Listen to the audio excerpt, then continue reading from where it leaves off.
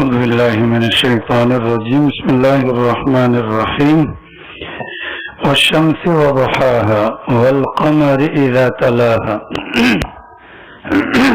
والنهار إذا جلاها والليل إذا يغشاها والسماء وما بناها والأرض وما طحاها ونفس وما سواها فألهمها فجورها وتقواها قد أفلح من زكاها وقد خاب من دساها. یہ مبارک سورۃ الشمس ہے، مکہ مکرمہ میں نازل ہوئی ہے. ایک رکوع ہے اور 15 آیات پر مشتمل ہے. اس مبارک سورت کے اندر 54 الفاظ ہیں اور 264 حروف پر مشتمل ہے. مکہ مکرمہ کے اندر جو صورتیں نازل ہوتی ہیں ان میں عام طور پر زیادہ تر عقائد کا بیان ہوتا ہے، اور مدینہ منورہ کے اندر جو مبارک صورتیں نازل ہوئی ہیں ان میں زیادہ تر مسائل کا ذکر ہوا ہے. تو دیگر مکی صورتوں کی طرح یہ بھی مکی صورت ہے اور اس کے اندر بھی مسائل نہیں بلکہ عقائد کو بیان کیا جا رہا ہے.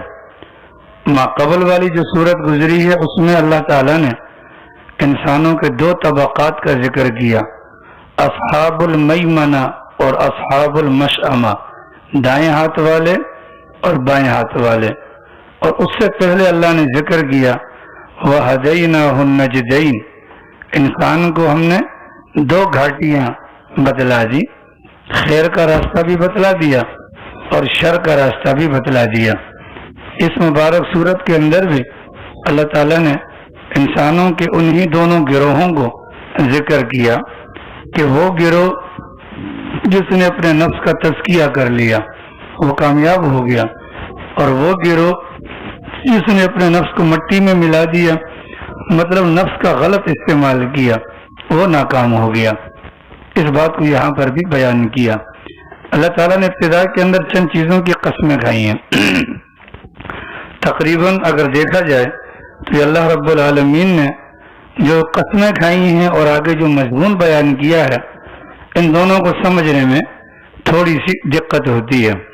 اللہ تعالیٰ نے سورج کی قسم کھائی اور اس وقت کی قسم کھائی کہ جس وقت دھوپ تیز ہوتی ہے. اللہ نے چاند کی قسم کھائی، اس کے پیچھے سورج کے آنے کی قسم کھائی. اللہ نے دن کی قسم کھائی اور سورج کو جب دن روشن کرتا ہے اس کی قسم کھائی. اللہ نے رات کی قسم کھائی کہ جب وہ سورج کو ڈھانپ لیتی ہے. اللہ نے آسمان کی قسم کھائی، آسمان کو بنانے والے کی قسم کھائی. اللہ نے زمین کی قسم کھائی اور اسے بچھانے والے کی قسم کھائی. اللہ نے جان کی قسم کھائی اور پھر اس کو جو بنانے والا یعنی اللہ کی ذات. اور اس کے بعد اللہ رب العالمین نے جو بات آگے بیان فرمائی ہے کہ فَأَلْهَمَهَا فُجُورَهَا وَتَقْوَاهَا، کہ انسان کے روح کے اندر ہم نے دونوں باتوں کا الہام کر دیا. انسان کے روح کو اس کی برائی بھی سمجھا دی اور انسان کے روح کو اس کی اچھائی بھی سمجھا دی. اور پھر آگے اللہ نے نتیجہ، یہ جو سورت کا مرکزی مضمون ہے کہ فلاح پا گیا، کامیاب ہو گیا وہ بندہ جس نے اپنے نفس کا تزکیہ کر لیا، اس بات کو بیان کیا. اور ناکام ہو گیا وہ بندہ جس نے اپنے نفس کو ضائع کر دیا. جو بات اللہ بیان کرنا چاہ رہے ہیں وہ بات اور شروع میں جو قسمیں اللہ نے کھائی ہیں، بظاہر ہمارے ذہنوں میں یہ بات آ سکتی ہے ان دونوں میں کوئی ربط نہیں ہے، کوئی جوڑ نہیں ہے. کہاں انسان کہاں آسمان، کہاں انسان کہاں سورج، یا کہاں انسان اور کہاں سورج کی روشنی. بظاہر دونوں میں کوئی جوڑ نظر نہیں آتا. اللہ تعالیٰ کروڑوں رحمت نازل فرمائے اس امت کے بڑوں پر. انہوں نے آیات قرآنیہ پر غور کیا، احادیث مبارکہ کا مطالعہ کیا اور قرآن کریم کی آیات کو اس انداز سے سمجھایا کہ بات بھی سمجھ میں آ جائے اور پھر آیات کا ربط آگے پیچھے آپس میں جڑ جائے. چنانچہ اس بات کو یوں سمجھیے، پوری انسانیت ہے، یہ پوری کی پوری انسانیت ہے. اس انسانیت کا خلاصہ یا نچوڑ کیا بنے گا؟ اگر ہم کسی سے سوال پوچھیں انسانیت کا نچوڑ یا خلاصہ کیا بنے گا، جواب آئے گا ارادہ۔ کیا جواب آئے گا؟ ارادہ۔ ہم کہتے ہیں نا کہ میں نے ارادہ کر لیا، یہ انسانیت کا نچوڑ ہے۔ سب سے پہلے انسان کے دل کے اندر کسی بھی چیز کے متعلق ارادہ پیدا ہوتا ہے، وہ ارادہ آگے چلتے چلتے چلتے عزم بن جاتا ہے، پکا ارادہ۔ وہ عزم آگے چلتے چلتے چلتے عقیدہ بن جاتا ہے، پکا عقیدہ۔ ٹھیک ہے، ابتدا میں ارادہ ہوتا ہے، نمبر 2 عزم بنتا ہے، نمبر 3 عقیدہ بنتا ہے۔ اگلا سوال، انسان کے دل کے اندر ارادہ کیوں بنتا ہے؟ یہ بھی سوال ہے۔ انسان کے دل کے اندر ارادہ بننے کی وجہ اس کائنات کے اندر پیدا ہونے والے خطرات ہیں۔ اس کائنات کے اندر پیدا ہونے والے خطرات، وہ خطرات کیسے ہیں؟ جیسے بارش برستی ہے، چھوٹے چھوٹے قطرے آ کر ٹپکتے ہیں، اسی طریقے سے جو انسان صبح باہر نکلتا ہے، رات کو اندر آتا ہے، دن اور رات کے تمام نظام کو دیکھتا ہے، تو چھوٹے چھوٹے خطرات اس کو نظر آتے ہیں۔ وہ خطرات اس کے دماغ میں جگہ پکڑتے ہیں۔ دماغ کا انسان کے دل کے ساتھ تعلق ہوتا ہے۔ خطرات جب دماغ میں آتے ہیں، دماغ اگر ان کو آگے دل کی طرف بھیجتا ہے، وہ ارادے کی شکل بن جاتے ہیں۔ پھر دل اس کو اپنے اندر اگر سمیٹ لے، جگہ دے دے، تو وہ عزم کی شکل، اور اگر عزم بھی اپنی جگہ پر ٹھہرا رہے، عقیدہ بن جاتا ہے۔ اب ذرا سنیے، اللہ رب العالمین نے یہ جو قسمیں کھائی ہیں، اس کا ان سے جوڑ کیا بنتا ہے۔ دیکھیے سورج نکلتا ہے، جب ہم سورج کو دیکھتے ہیں تو کچھ نہ کچھ بات ہمارے دماغ میں پیدا ہوتی ہے۔ روشنی ہو گئی، ہم نے یہ کرنا ہے، روشنی ہو گئی، ہم نے یہ کرنا ہے، روشنی ہو گئی، ہم نے یہ کام نہیں کرنا۔ ایسا ہے کہ نہیں؟ جب اس کی روشنی تیز ہو جاتی ہے، روشنی جب تیز ہو جاتی ہے، مزید ہمارے دل کے اندر مطلب لیاری والے حالات جو ہیں، اگر ہم دیکھ لیں کہ صبح صبح معمار والے راستے سے نہیں جائیں گے، کیوں؟ حالانکہ سورج نکل گیا، سناٹا ہے، چور ہیں، ڈاکو ہیں، کب جائیں گے؟ ذرا سورج کو چڑھنے دو۔ ایسا ہے کہ نہیں؟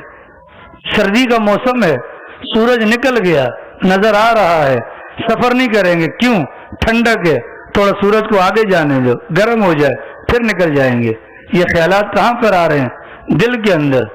ان خیالات کی بنیاد پر دل میں ارادہ بن رہا ہے۔ ایسا ہے کہ نہیں؟ اللہ نے چاند کا ذکر کیا، چاند نکلتا ہے تو ہمارے دل کے اندر اسی قسم کے خیالات دماغ میں پیدا ہوتے ہیں۔ کیا؟ رات ہو گئی۔ یہ خیال کیسے آیا؟ چاند کو دیکھ کر آیا نا۔ چاند دن کو 12 بجے تو نہیں نکلتا، ایسا ہے کہ نہیں؟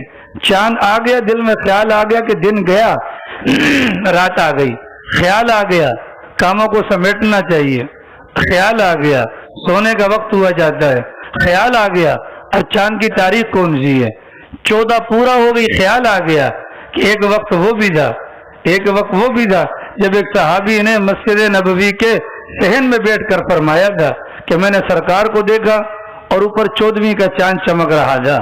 کبھی میں چاند کو دیکھتا، کبھی میں سرکار کے چہرے کو دیکھتا، بار بار ایسا کرنے پر میرے دل نے گواہی دی کہ اللہ کی قسم چاند سے زیادہ خوبصورت چہرہ میرے نبی کا ہے۔ خیال دل میں یہ بھی تو آتا ہے نظر، یہ چاند کو دیکھنے کی وجہ سے آیا۔ پھر جب ہم چاند کو دیکھتے ہیں تو ہمارے دل میں یہ بھی خیال آتا ہے کہ چاند اور سورج اللہ کے قدرت کی نشانیاں، اپنے اپنے سفر پر دونوں رواں دواں، آگے آگے سورج، پیچھے پیچھے چاند، ذہن میں آتا ہے نا۔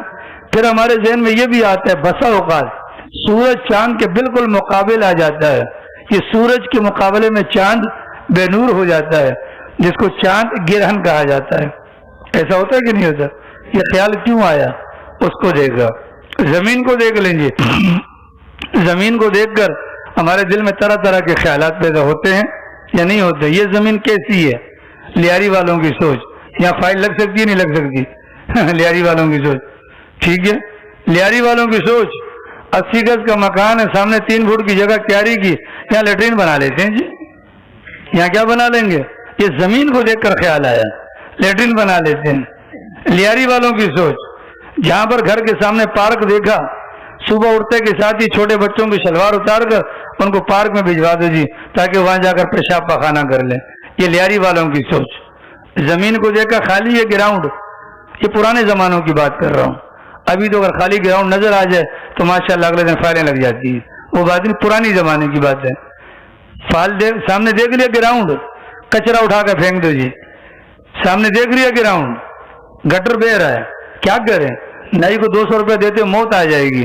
اسی گراؤنڈ کے اندر اپنے گٹر کا رخ کر دیں گے. ماشاءاللہ بھرا والے گراؤنڈ کو آپ دیکھ لیں, پورا کا پورا ہریالی ہے. ہریالی کے پیچھے ہماری اولالی ہے. ٹھیک ہے, یہ سارا وہ والا زہریلا پانی ہے. ایسا ہے کہ نہیں؟ زمین کو دیکھ کر یہ خیال بھی آتا ہے, آسمان کو دیکھتے ہیں خیال بھی آتا ہے. ایسا ہوتا ہے کہ نہیں ہوتا؟ اگر ایک بندہ تھا رات کی تنہائی میں چھت پر سو رہا تھا اور چاندنی رات کی ستارے نکلے ہوئے تھے, اس نے صرف یوں لیٹے لیٹے سوچا, چاند کو دیکھا, ستاروں کو دیکھا, آسمان کو دیکھا, دل میں خیال آیا خدایا یہ سب کچھ تو نے بیکار نہیں بنایا. اس خیال پر اللہ نے اس کے اوپر جنت کو واجب کر دیا. خیال آیا نا تبھی سارے معاملات. آسمان کو دیکھے گا, آسمان بنانے والے کی طرف انسان کا ذہن جائے گا. اسی طریقے سے اللہ نے انسان کو بنایا. ہر بندہ جانتا ہے انسان سنگل نہیں ہوتا, انسان دو چیزوں کا مرکب ہے, ایک جسم کا, ایک روح کا. ان دونوں چیزوں کا مرکب ہے نا. یہ دونوں چیزوں کا مرکب ہوگا تو انسان, مگر نہ تو آپ جائیں ایسی سردخانے کے اندر آپ کو ہزاروں انسان نظر آئیں گے, پر آپ اور میں ان کو انسان کہتے نہیں ہیں. کیا کہتے ہیں؟ لاش ہے. کیا کہتے ہیں؟ مرحوم ہے. کیا کہتے ہیں؟ مردہ ہے. ایسا ہے کہ نہیں ہے؟ نام بھی چینج ہو گیا, انسانیت سے اس کو باہر نکال دیا. ان چیزوں کا ذکر اللہ نے کیوں کیا؟ ان چیزوں کو دیکھ کر انسان کے دل میں, دماغ میں خیال آتا ہے. خیال کی بنیاد پر ارادہ پیدا ہوتا ہے. یہ خیال کیوں آتا ہے؟ خطرات کی بنیاد پر. ایڈی سینٹر میں مرے ہوئے لوگوں کو دیکھ کر ہمیں خیال آ سکتا ہے آج یہ یہاں, کل میں بھی یہاں ہوں گا. خیال تو آ سکتا ہے نا. اس خیال پر ارادہ بنے گا. کیا بنے گا؟ میں نیکوکاری والے کام کروں گا. یہ ارادہ بن گیا. اس ارادے کو دہراتا رہے گا, عزم بن جائے گا. عزم بن جائے گا اور اگلی سٹیج پر چل کر وہ بندہ اسی نیکی والے کام کو اپنے عقیدے کی طرح بنا کر اس پر کاربند ہو جائے گا. اب یہ بات سمجھ میں آ گئی. اس کو دوسرے انداز سے سمجھ لیں, آسان, اس سے بھی آسان. آسمان ہے, بولے, آسمان ہے اور زمین ہے. اس دنیا کے اندر سب سے بلند چیز کیا ہے؟ آسمان. ٹھیک ہے, آسمان کے نیچے سب سے بلند چیز شریعت. سب سے بلند چیز آسمان بھی اوپر ہے اور شریعت بھی اوپر سے آتی ہے. ایسا ہے کہ نہیں؟ اس دنیا کے اندر ہمیں سب سے زیادہ روشن کرنے والی چیز کیا نظر آتی ہے؟ سورج. شریعت کے اندر نبی پاک علیہ السلام کی حیثیت بھی سورج کی طرح ہے. آسمان کے اوپر دیگر بہت ساری چیزیں ہمیں نظر آتی ہیں. چاند بھی نظر آتا ہے, سورج بھی نظر آتا ہے, ستارے بھی نظر آتے ہیں, سیارے بھی نظر آتے ہیں. یہی حال انسان کی زندگی کا ہے. انسان کی زندگی کے اندر بھی مختلف چیزیں ہیں, اعمال ہیں, عقائد ہیں, اخلاق ہیں, معاشرت ہے, دینیات وغیرہ تمام چیزیں ہیں. ایسا ہے کہ نہیں؟ آسمان کے اندر ہمیں ستارے نظر آتے ہیں. وہ ستارے بے رونق ہیں جب تک سورج ان کو روشنی مہیا نہ کرے. زمین پر دیکھیں, نبی پاک علیہ السلام کے صحابہ ان کے ستارے ہیں, ستاروں کی مانند ہیں. وہ پاک پیغمبر یہ جو آفتاب ہدایت ہے اس سے روشنی لے کر پوری امت کے اندر روشنی پھیلانے کا سبب ہے. اس انداز سے اللہ نے سمجھایا. ساری بات سمجھانے کے بعد اب اللہ نے فرمایا کہ دیکھیے, جب بچہ پیدا ہوتا ہے شریعت کا پہلا حکم سلیم پنساری, کان میں اذان دے دو. کیوں اذان دے دو؟ اللہ اس بات کو واضح کرنا چاہتے ہیں.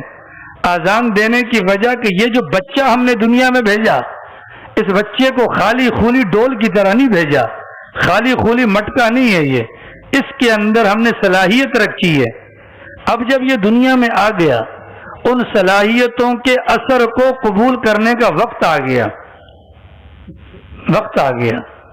اب یہ مومن کی گود میں آیا, اس نے اذان کے کلمات کہے, اس کا دل سفید کاغذ کی طرح یا سادہ تختی کی طرح ہے, ہم نے اس کے اندر صلاحیت رکھی ہے, یہ اثر قبول کرتا ہے.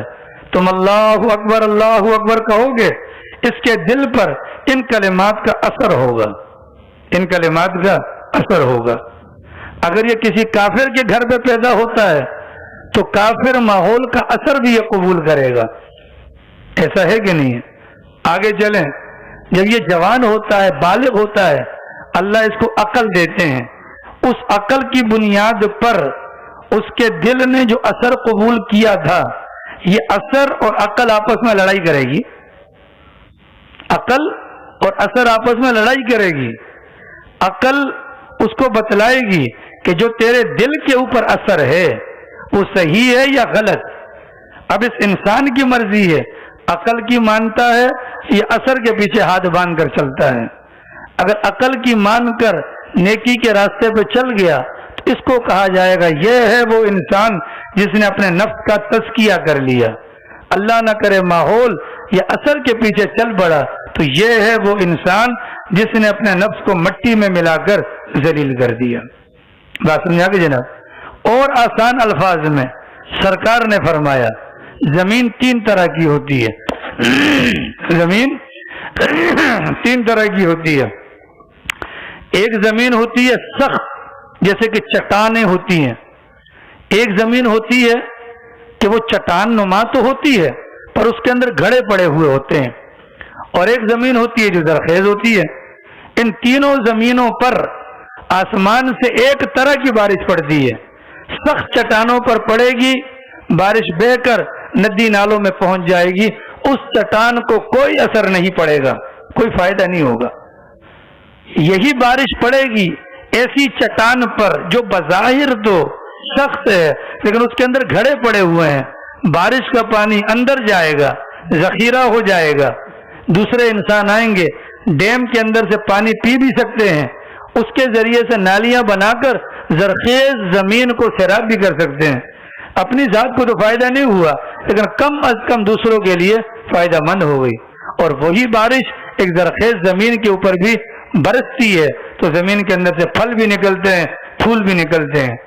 اس سے یہ پتہ چلا کہ جو رحمت آتی ہے, رحمت یعنی کہ نیکی کی طرف چلنے والی توفیق وہ اوپر سے آتی ہے, سب کے لیے آتی ہے, کسی خاص کے لیے نہیں آتی. اب آگے قبول کرنے والوں کی صلاحیت کا معاملہ ہے. بعض ایسے ہوتے ہیں جو چٹان کی طرح سخت, خیر کی بات اثر انداز نہیں ہوتی, آتی ہے بات یہاں سے سنی یہاں سے نکال دی.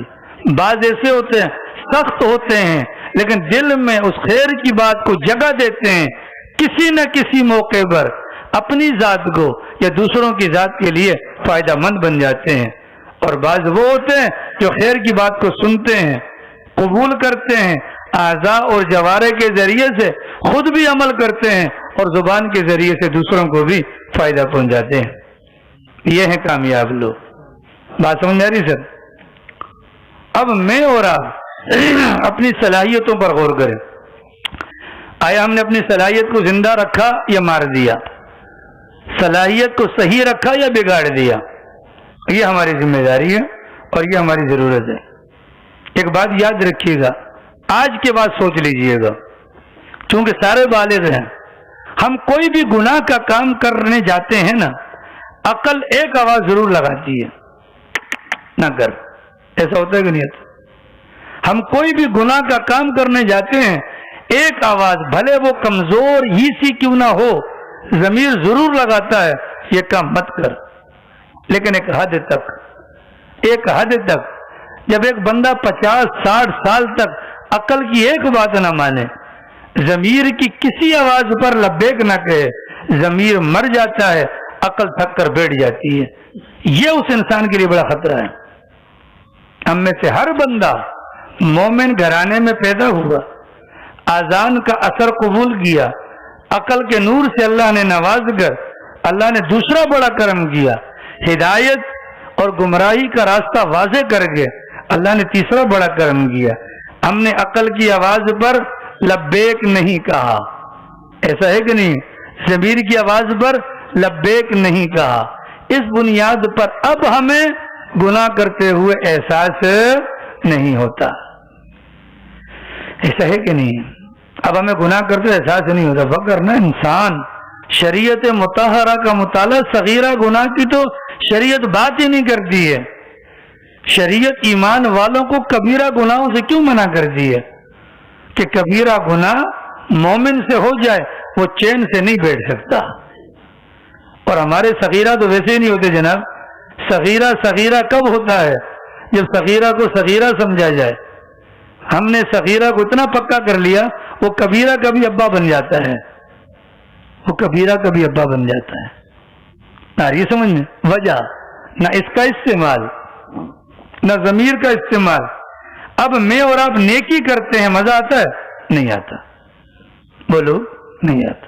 سچ بتاؤ ابھی نماز پڑھی ہے, کسی نے نماز کے بعد اللہ کا شکر ادا کیا, خدایا تیرا شکر ہے اربوں خربوں میں سے تو نے مجھے اپنے گھر پر بلا کر سجدے کی توفیق دی, شکر کیا؟ وجہ کیا ہے؟ پتہ ہی کوئی نہیں ہے. ایک فرض ہے جو قرض ہے جو گردن سے اتارنا ہے. خدا کی قسم قرآن میرے سامنے, نماز کے اندر موبائل کی گھنٹی بجتی ہے, پوری توجہ اس طرف, یار کس نے فون کیا, کیوں کیا ہوگا, بار بار کیوں آ رہا ہے, یہ کیا ہے, وہ کیا ہے. ایسا ہوتا ہے کہ نہیں؟ نماز پڑھتے کے ساتھ ہی پیغمبر کا فرمان اللہ اکبر کہو اور استغفر اللہ 3 مرتبہ کہو, ہم فوراً موبائل نکالتے ہیں جیسا کہ جبرائیل امین کا میسج آیا ہو کہ حضرت آپ نے کمال کی نماز پڑھی ہے, اللہ کی بارگاہ میں قبول ہو گئی ہے. ایسا ہے کہ نہیں؟ ایسا ہے کہ نہیں؟ عقل اور ضمیر دونوں ہم نے جس کو بولتے ہیں ان کا مس یوز کیا. اب وہ دونوں سبزی منڈی کے اندر آپ کو ملیں گے. یہاں نہیں ہے نہ نیکی کا مزہ نہ برائی کا دکھ, نہ نیکی کا مزہ نہ برائی کا دکھ. خدا کی قسم یہ اتنی بڑی سزا ہے ہم پر, ہم سوچ بھی نہیں سکتے ہیں کہ کرنے کے باوجود ہمیں پتہ ہی کوئی نہیں ہے کہ یار ہم کیا کر رہے ہیں. ہم بغلولوں کی طرح, دیوانوں کی طرح, مست لوگوں کی طرح دنیا میں جی رہے ہیں. عادت سے مجبور ہیں کہ نماز کے لیے آ جاتے ہیں, بس عادت سے مجبور ہے, داڑیاں رکھی ہوئی ہیں, عادت سے مجبور ہے, پینچے ٹخنوں سے اوپر ہے, عادت سے مجبور ہے کہ جی شراب نہیں پی رہے. بس کوئی لذت وزت کی بات کوئی نہیں ہے جناب. یہ میں آپ کو بتا دوں, نہیں آتا تو اپنا تجربہ کر کے دیکھ لے, نہیں آتا تو تجربہ کر کے دیکھ لیں. ہمارے ہی طرح کے انسان انہی باتوں پر غور و فکر کر کے وہ جنت کے اندر پہنچ گئے. میں اور آپ یہ کیوں نہیں سوچے اگر ابھی میں مر جاؤں, ابھی اگر میں مر جاتا ہوں تو مجھے بتلائیے میرے پاس اللہ میاں کی بارگاہ میں پیش کرنے کے لیے کوئی ایک عمل ہے؟ آج تک میں نے کوئی ایسا عمل کیا کہ جس کی بنیاد پر میں مطمئن ہوں کہ میں اللہ کی بارگاہ میں وہ عمل پیش کر کے اپنی نجات کا فیصلہ کروا سکوں گا؟ ایسا کوئی عمل ہے؟ من میں جھانک کر دیکھو, کخ بھی نہیں. وہ 3 بندے جو غار کے اندر دوست بیٹھے تھے, اوپر سے پہاڑ لڑکتا لڑکتا لڑکتا آ کر اس کے منہ کو بند کر دیتا ہے غار کے. اس موقع پر اللہ کے علاوہ بچانے والا کوئی نہیں تھا, پر 3 اعمال ان کے تھے. مشورہ ہوا دعا کریں اپنے اعمال کا وسیلہ, ورنہ تو اندر دم گھٹ کے مر جائیں گے. پہلے نے کہا خدایا تو جانتا ہے میں روزانہ کی بنیاد پر بکریاں چرانے جاتا ہوں, بکریاں چرا کر واپس آتا ہوں, بکریوں کا دودھ نکال کر پہلے اپنے بوڑھے والدین کو پلاتا ہوں, اس کے بعد اپنے بچوں کو پلاتا ہوں. خدایا تو گواہ ہے, ایک دن بکریاں دور نکل گئیں, واپسی میں تاخیر ہو گئی, میں گھر پر آیا, ماں باپ سو چکے تھے, میں نے دودھ نکال کر والدین کو اٹھانا مناسب نہ سمجھا, ان کی نیند خراب ہو جائے گی, گلاس دودھ کا لے کر کھڑا رہا, میرے بچے بھوک سے بلبلاتے رہے, میں نے بچوں کو والدین پر فوقیت نہ دی, صبح تک انتظار کیا, یہاں تک کہ میرے ماں باپ خود اٹھے, میں نے دودھ پیش کیا. ہے اللہ اگر یہ عمل میں نے تیری رضا کے لیے کیا اور تو نے اس عمل کو قبول کیا, خدا اس عمل کی بنیاد پر غار کا منہ کھول دے. 1/3 غار کا منہ کھل گیا، عمل قبول ہوا۔ ہمارے پاس ہے کچھ بھی نہیں۔ دوسرے نے کہا خدایا تو جانتا ہے ایک بندے کو میں نے مزدور رکھا تھا، میں نے اس کو دہاڑی دینی چاہیے جو طے شدہ تھی، میں نے اس کو دہاڑی دی، اینڈ میں اس نے انکار کر دیا، میں نہیں لیتا۔ خدایا میں نے مزدوری کھائی نہیں، اس مزدوری کے میں نے بکریاں لی، اس مزدوری کا میں نے بکریاں لی، بکریوں کا ریوڑ بن گیا۔ سال ہر سال کے بعد وہ بندہ آیا مجھ سے مزدوری مانگنے لگا۔ میں نے کہا کہ وہ سامنے دو پہاڑوں کے درمیان جو بکریوں کا ریوڑ ہے یہ سارا تیرا ہے۔ اس نے کہا تو مذاق کرتا ہے؟ میں نے کہا نہیں، تمہاری مزدوری کی رقم سے یہ سارا کچھ بنا ہے۔ اے اللہ تو جانتا ہے اگر یہ عمل تیری رضا کے لیے تھا، خدایا اس کو قبول کر۔ پہاڑ کا منہ اور ہٹ گیا، کھل گیا۔ تیسرے نے کہا خدایا تو جانتا ہے کہ ایک عورت تھی، اس کا بڑا دیوانہ تھا میں، خدایا زنا پر میں زنا کرنا چاہتا تھا، میں تیار ہوا، اس کو لالچ دی، اس کی منہ مانگی قیمت میں نے ادا کرنے کی تیاری کی، خدایا میں نے اس کو پیسے بھی دے دیے، اور میں جیسے ہی غلط ارادے سے اس کے قریب بڑھا، خدایا اس نے صرف اتنا کہا اتق اللہ، اللہ سے ڈر، اللہ کی مہر کو مت توڑ۔ خدایا میں نے اس موقع پر تیرے ڈر کی وجہ سے اس کو پیسے بھی چھوڑ دیے، زنا سے باز آ گیا۔ اے اللہ اگر یہ عمل تیری رضا کے لیے تھا، اے اللہ غار کا منہ کھول دے۔ پورا کا پورا غار کا منہ کھل گیا۔ لمحہ فکریہ میرے اور آپ کے لیے، ہمارے پاس کوئی عمل ہے؟ ہمارا تو ماشاءاللہ گھاک آ جاتا ہے، نمازیں چھوٹ جاتی ہیں، واہ۔ ہاں کوئی اللہ والے سے روز کا معمول، اذان کی آواز آنے پر کسی سے بات نہیں کرنی، فوراً مسجد میں۔ ایک دن صرف اتنا خیال آیا، دکان گاہک پر آیا، اپنا گاہک دکان پر آیا کہ ابھی تو اذان شروع ہوئی ہے، اس کو فارغ کر لوں۔ کہ اذان کے ختم ہونے سے پہلے حضرت مسجد میں چلے گئے تھے، مسجد کے اندر آ کر کنویں میں سے پانی کے لیے نکالنے کے لیے ڈول پھینکا تو پہلے ڈول کے اندر سونا، سونے کی اشرفیاں، پھر اس کو گرایا، دوبارہ ڈول کھینچا، چاندی کے دراہم۔ میں اور آپ ہوتے تو کہتے ماشاءاللہ اللہ میاں نے عبادتیں قبول کر دی ہیں، وہ اللہ والے تھے، سمجھ گئے، اسی وقت سجدہ ریز ہو گیا، خدایا مجھے معاف کر دے۔ یہ جو تھوڑی سی تاخیر ہوئی نا، اللہ نے دنیا کے باغ و بہار دکھا دیے، وہیں پر کھڑے ہو کر معافی مانگی۔ ٹھیک ہے جناب، یہ ہیں وہ لوگ جنہوں نے اس کا تزکیہ کیا، جنہوں نے اس کا تزکیہ کیا، پاک کیا، سمجھ لیا، صلاحیت کو برباد نہیں کیا۔ اللہ ہم سب کی حفاظت فرمائے۔ میں اور آپ اپنی تمام تر صلاحیتوں کو ضائع کر چکے ہیں۔ عقل ہے کام کی نہیں ہے، ضمیر ہے کام کا نہیں ہے، سب کچھ موجود ہے۔ یہی وجہ ہے اب یہ نعمتوں کی واپسی کا وقت ہوا چاہتا ہے۔ آنکھیں کمزور ہو گئی، زبان میں کپ کپاہٹ آ رہی ہے، چلتے ہوئے سر چکراتا ہے، سننے میں آواز صحیح نہیں آتی ہے، بات ایک مرتبہ کہنے سے سمجھ نہیں پاتے، دو مرتبہ سننی پڑتی ہے، دل اور دماغ کے اندر کوئی بات رہتی نہیں ہے، چلتے ہوئے تھک جاتے ہیں، سانس پھول جاتا ہے، ہاتھ پاؤں کے اندر وہ پرانی پاور نہیں ہے، وہ گرفت نہیں ہے۔ نعمتوں کی واپسی کا وقت ہوا چاہتا ہے۔ اللہ والے جسم بالکل ختم ہو جاتا ہے، دو چیزیں سلامت، عقل اور ضمیر سلامت ہوتی ہے ان کی۔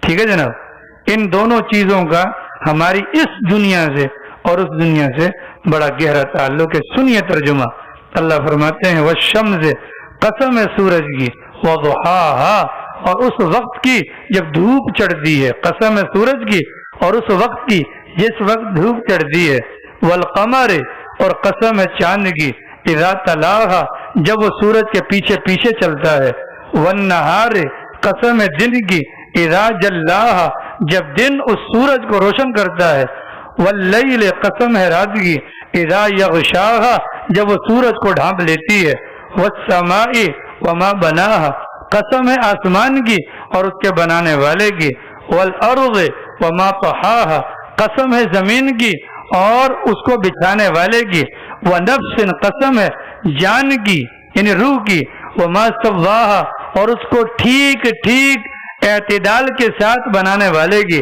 فَأَلْهَمَهَا فُجُورَهَا وَتَقْوَاهَا، پس الہام کر دیا اس نفس کو اس کی برائی اور اس کی اچھائی، ہر نفس کو پتا ہے کیا اچھا ہے کیا برا ہے.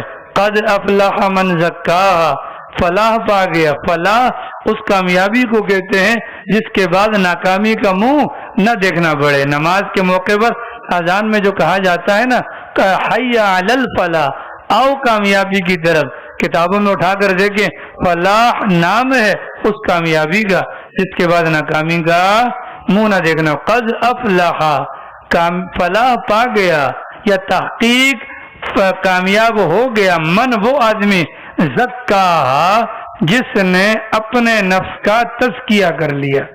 میں نے آپ کو بتایا تزکیے کے اندر 4 چیزیں آتی ہیں. میں نے آپ کو اس دن بتایا تھا نا سورۃ الاعلیٰ کے اندر تزکیے کے اندر 4 چیزیں. باطن کا تزکیہ 2 چیزیں، عقیدہ کا پاک ہونا، اخلاق کی پاکیزگی.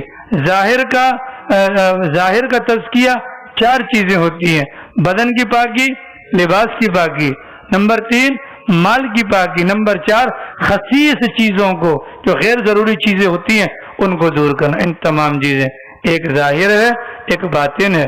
شریعت کا تعلق اولاً جو متوجہ ہے وہ باطن سے ہے، باطن کو صاف کر لو. دوسرے نمبر پر ظاہر کو کرنا. فرمایا کہ کامیاب ہو گیا وہ بندہ جس نے اپنے نفس کا تزکیہ کر لیا. وقد خواب، نامراد ہوا یا ذلیل ہوا وہ بندہ جس نے اپنے نفس کو مٹی میں ملا دیا، مطلب اس سے کوئی کام وغیرہ نہیں لیا. اس مبارک سورت کی ان آیات کے اندر اس بات کو بیان کیا گیا ہے. اللہ پاک توفیق عمل نصیب فرمائے. باقی انشاءاللہ کل بیان کریں گے. لا